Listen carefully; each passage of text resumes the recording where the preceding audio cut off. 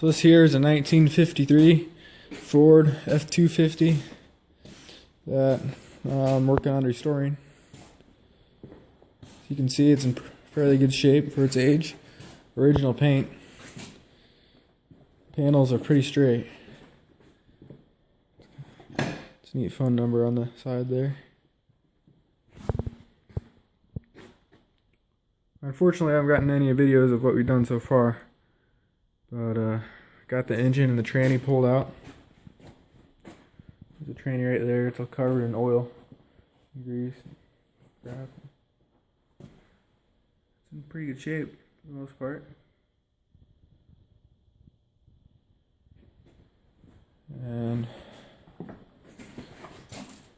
it's quite a mess, but it was sitting for 30 some years in the shed, and it's surprisingly it's in good shape for its age. It had the straight six 215 in it. Here's the black. It's all dirty. So crank, the camshaft, and the head, cylinders.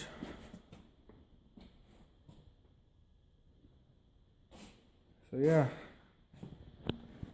I'll hopefully post more videos in the future of this project. Thank you for watching.